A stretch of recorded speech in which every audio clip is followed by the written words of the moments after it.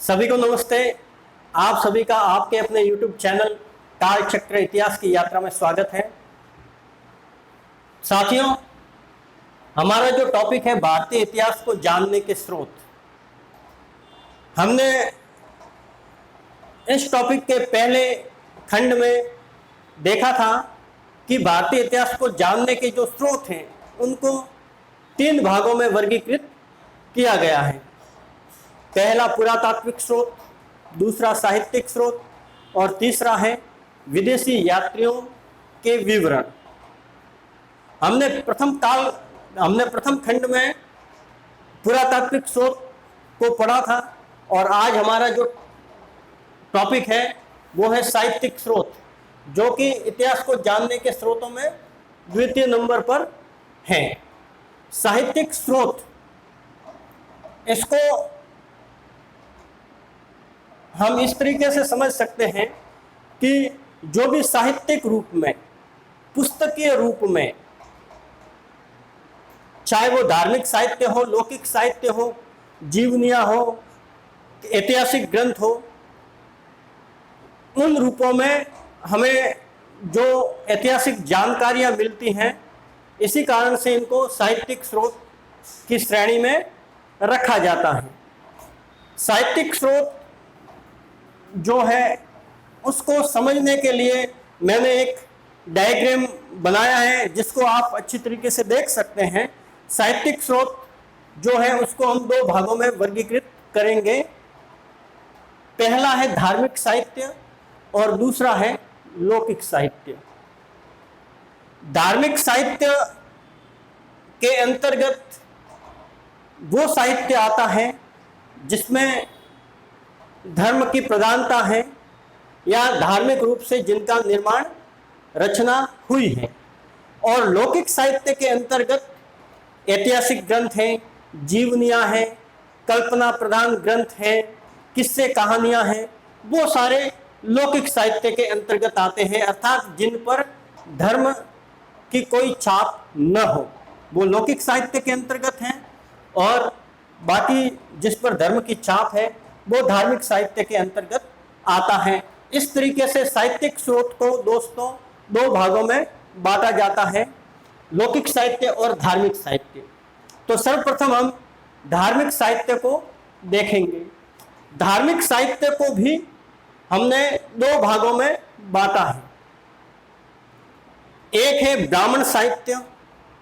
ब्राह्मण साहित्य से तात्पर्य है हिंदू धर्म के जो भी धर्म ग्रंथ हैं, जैसे वेद, उपनिषद, वेदांत, वेदांग, आरण्यक, ब्राह्मण, स्मृतियाँ, ये सारे जो ग्रंथ हैं, रामायण, महाभारत वगैरह, वो ब्राह्मण साहित्य के अंतर्गत आते हैं।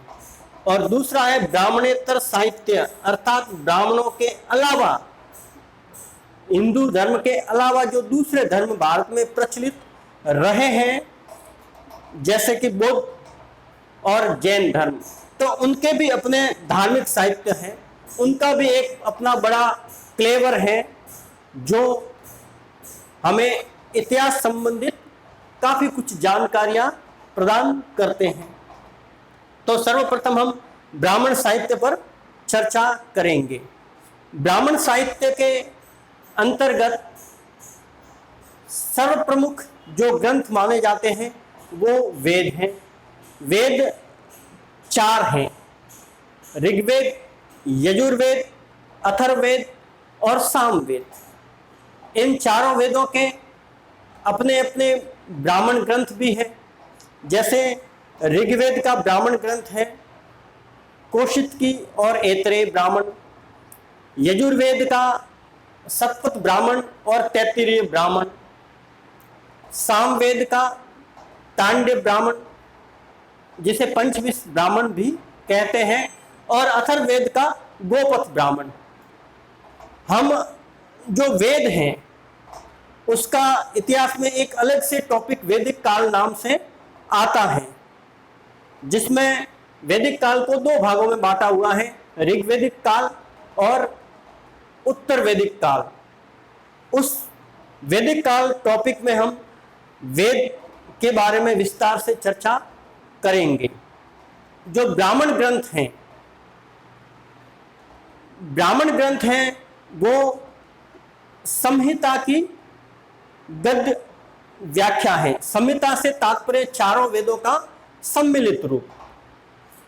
उसके अलावा जो आरण्यक हैं उनका निर्माण, जैसा कि नाम से ही विदित है, अरण्य जो जंगल या वन का पर्यायवाची है, यानी जिनका निर्माण है गुरु शिष्य परंपरा के अंतर्गत जंगलों में, अरण्यों में हुआ, वो आरण्यक रूप से प्रसिद्ध हैं।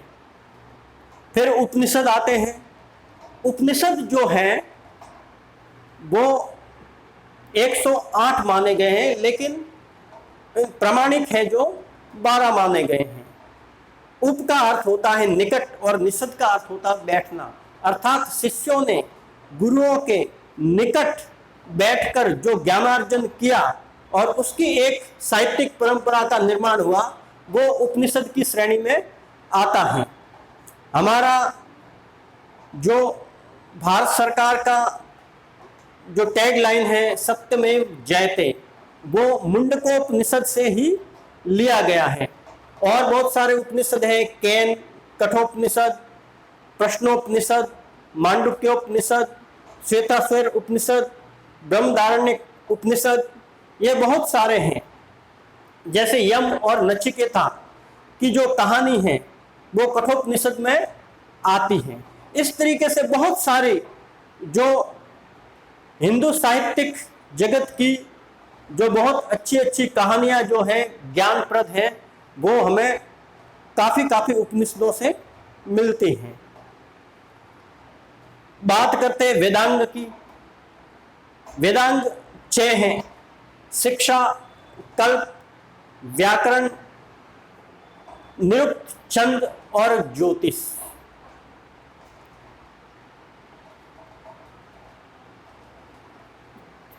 इसके अलावा सूत्र हैं।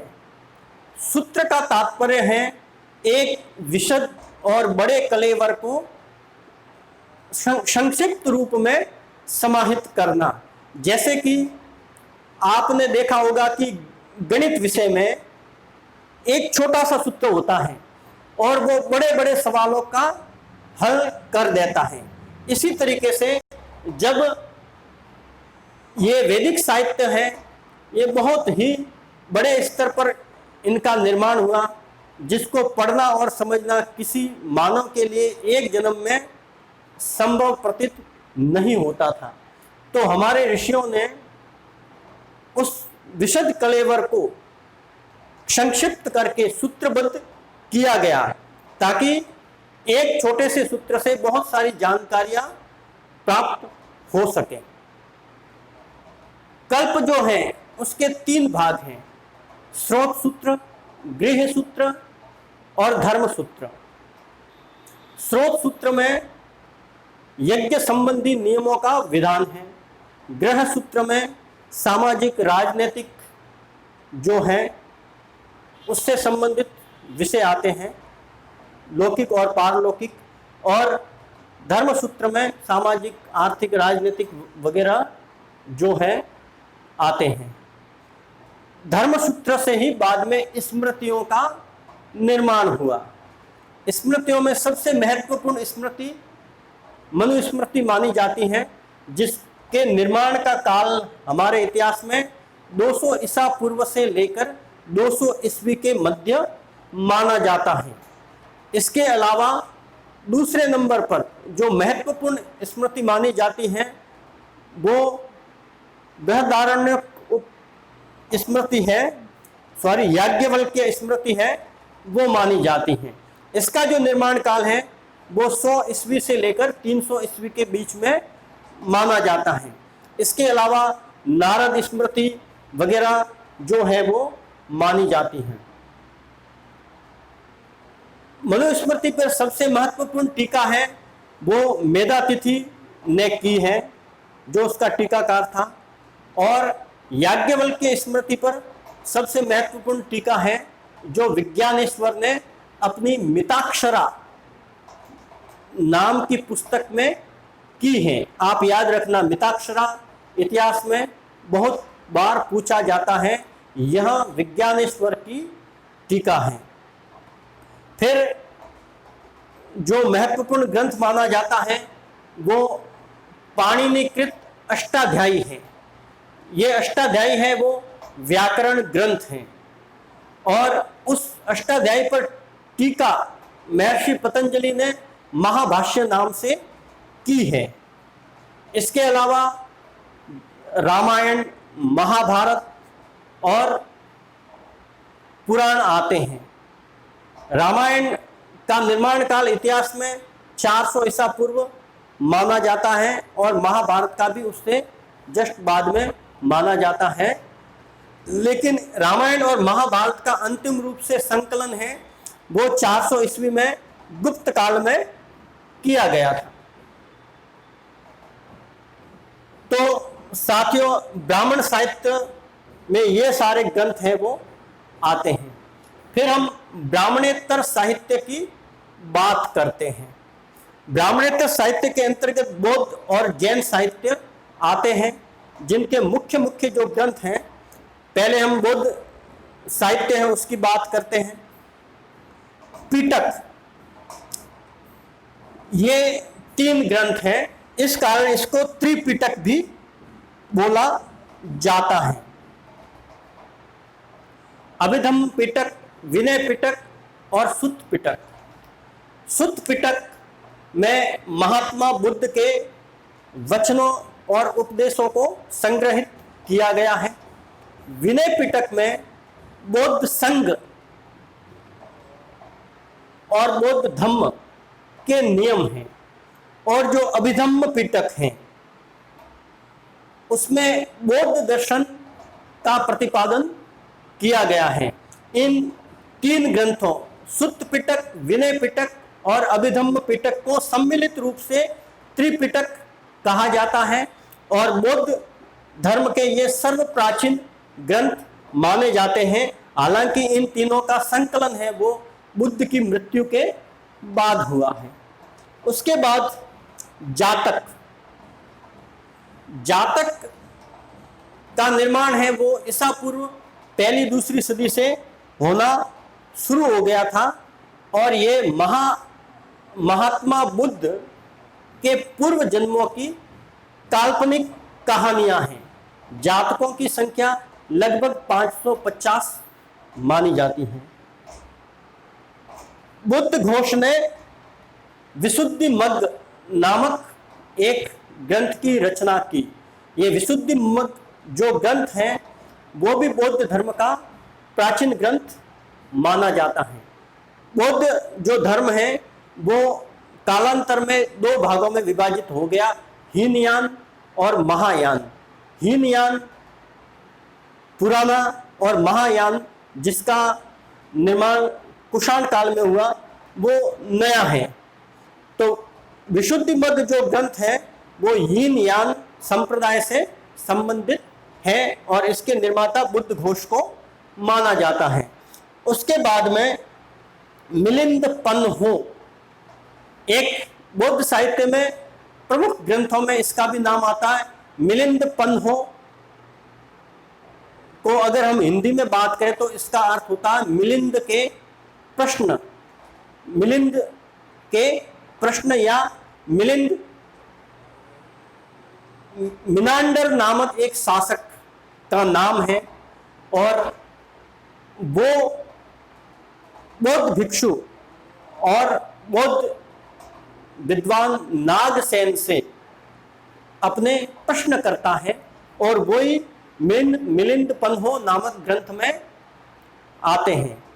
आप ये ध्यान रखना कि जो बौद्ध ग्रंथ हैं उनका निर्माण है वो पाली भाषा में किया गया है और जो जैन ग्रंथ हैं उनका निर्माण प्राकृत भाषा में किया गया है। इस विभेद को, इस डिफरेंस को आप ध्यान में रखना कि बौद्ध साहित्य का निर्माण पाली भाषा में और जैन साहित्य का निर्माण प्राकृत भाषा में किया गया है। उसके अलावा एक अश्वघोष नाम के बौद्ध विद्वान हुए हैं जिन्होंने महात्मा बुद्ध के जीवन चरित्र को बुद्ध चरित्र नाम से लिखा, और उनका एक और अन्य ग्रंथ है सौंदरानंद। बौद्ध धर्म से संबंधित ये महत्वपूर्ण ग्रंथ हैं। इसके अलावा महावस्तु, ललित विस्तार, आर्य मंजूश्री, मूल कल्प वगैरह भी बौद्ध धर्म के ग्रंथ माने जाते हैं। फिर हम बात करते हैं जैन साहित्य की। जैन धार्मिक साहित्य को आगम कहा जाता है, जैसे इसको सम्मिलित रूप से जैनागम कहा जाता है। इसका जो प्रमुख ग्रंथ है वो कल्प सूत्र है, जिससे हमें जैन साहित्य और जैन धर्म के बारे में जानकारी मिलती है, और साथ साथ में सम्राट चंद्रगुप्त मौर्य के संबंध में भी जानकारी कल्प सूत्र से मिलती है। इसके निर्माण का काल लगभग 4वीं शताब्दी ईसा पूर्व माना जाता है। एक 12वीं शताब्दी में हेमचंद्र नाम से विद्वान हुए, उन्होंने अपना ग्रंथ लिखा परिशिष्ट पर्वन। इसमें भी सम्राट चंद्रगुप्त मौर्य के बारे में जानकारी मिलती है। चंद्रगुप्त मौर्य ने बाद में जैन धर्म अपना लिया था, और उनकी मृत्यु श्रवणबेलगोला में, जो कर्नाटक में स्थित है, वहां पर हुई थी। और इसी कारण चंद्रगुप्त मौर्य से संबंधित जैन ग्रंथों में काफी कुछ कहानियां मिलती हैं। अब और एक बात, जो जैन साहित्य का प्रणयन है, एक गुजरात में जगह है बल्लभी।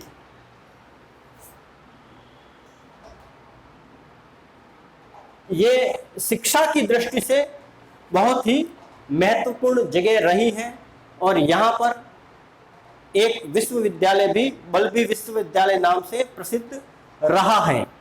उस बल्लभी में 513 ईसा पूर्व 513 ईस्वी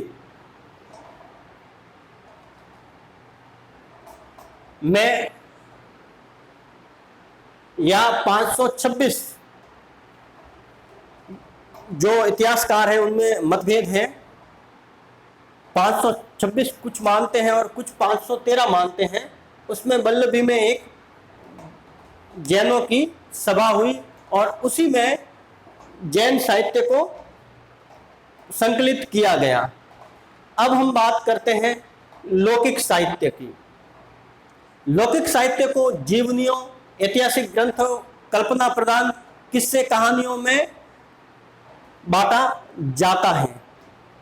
ऐतिहासिक ग्रंथ की बात करें तो सर्वप्रमुख जो आता है वो है अर्थशास्त्र। अर्थशास्त्र ग्रंथ है वो आचार्य चाणक्य ने, जो कि चंद्रगुप्त मौर्य के गुरु भी थे और उनके राज्य के महामंत्री भी थे, उन्होंने अर्थशास्त्र नामक ग्रंथ की रचना की, और यह ग्रंथ राजनीति और अर्थशास्त्र पर टिका हुआ है और उसी टॉपिक पर लिखा हुआ है। अर्थशास्त्र में 15 अभिकरण या 15 पाठ या 15 अध्याय हैं। अर्थशास्त्र हमें मौर्य काल की जानकारी देता है। सीधी सी बात है कि आचार्य चाणक्य मौर्य काल में थे और मौर्य साम्राज्य को स्थापित करने में इनका महत्वपूर्ण योगदान था। तो इस ग्रंथ से हमें अर्थशास्त्र के बारे में जानकारी मिलती है। फिर है मुद्रा राक्षस। यह भी एक महत्वपूर्ण ग्रंथ है जिसका रचयिता विशाख दत्त नामक विद्वान था। विशाख दत्त ने मुद्रा राक्षस के साथ साथ में एक देवी चंद्रगुप्तम ग्रंथ की भी रचना की है। मुद्रा राक्षस नामक ग्रंथ से भी हमें मौर्य काल की जानकारी मिलती है। हालांकि मुद्रा राक्षस जो ग्रंथ है वो मौर्य काल से काफी बाद में लिखा गया है। दोस्तों, आपने दूरदर्शन पर एक पुराना धारावाहिक आता था चाणक्य करके, अगर उसको देखा हो तो वो चाणक्य धारावाहिक काफी कुछ मुद्रा राक्षस ग्रंथ पर निर्भर था। महाभाष्य, जिसका निर्माण पतंजलि ने किया था और यह पाणिनि की अष्टाध्यायी पर टीका है। मृच्छकटिकम, मृच्छकटिकम का अगर शाब्दिक अर्थ हम लें तो इसका अर्थ होता है मिट्टी की खिलौना गाड़ी। यह एक नाटक है जिसका रचयिता शूद्रक था। बहुत ही महत्वपूर्ण ग्रंथ है जो विभिन्न परीक्षाओं में, चाहे स्कूल कॉलेज की हो या प्रतियोगी परीक्षाएं हो, उनमें पूछा जाता है मृच्छकटिकम के बारे में। मृच्छकटिकम का निर्माता है वो शूद्रक था और इसमें एक गणिका वसंत सेना और एक व्यापारी ब्राह्मण के प्रेम संबंधों का बारे में बताया गया है। राजतरंगिणी, राजतरंगिणी का रचयिता कल्हण था। कल्हण कश्मीर का विद्वान था और उसने राजतरंगिणी का निर्माण किया। राजतरंगिणी बहुत ही महत्वपूर्ण ग्रंथ माना जाता है क्योंकि इसमें क्रमबद्ध रूप से इसका निर्माण किया गया है। राजतरंगिणी रचयिता कल्हण, याद रखिएगा। कामंदक ने नीतिसार नामक ग्रंथ लिखा, उसमें भी मौर्य साम्राज्य के बारे में हमें बहुत कुछ जानकारी मिलती है। इसके अलावा कालिदास का मालविकाग्निमित्रम, जिससे हमें शुंग वंश के बारे में जानकारी मिलती है।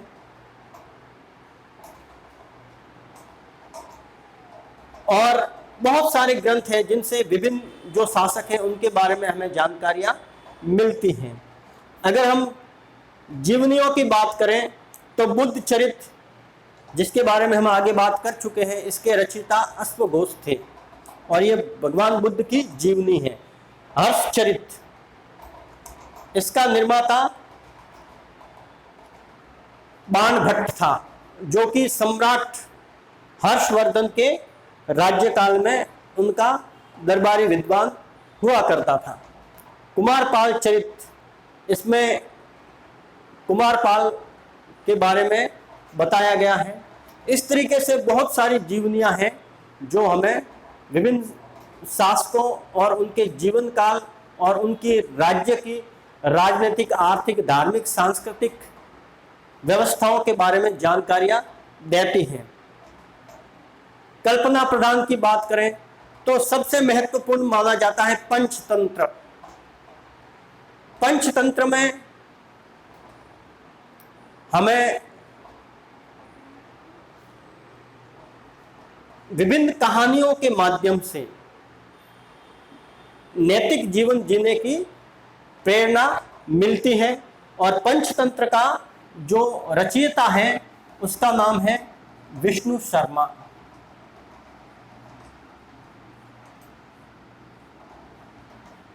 सिंहासन बत्तीसी को भी इसी श्रेणी में हम ले सकते हैं।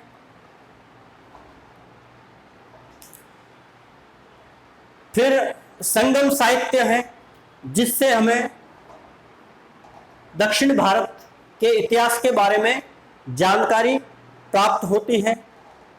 चचनामा है, इससे हमें अरबों के बारे में जानकारी प्राप्त होती है। आज का आपका ये जो टॉपिक है भारतीय इतिहास को जानने के स्रोत, और उसका द्वितीय भाग है साहित्यिक स्रोत, ये यही समाप्त होता है।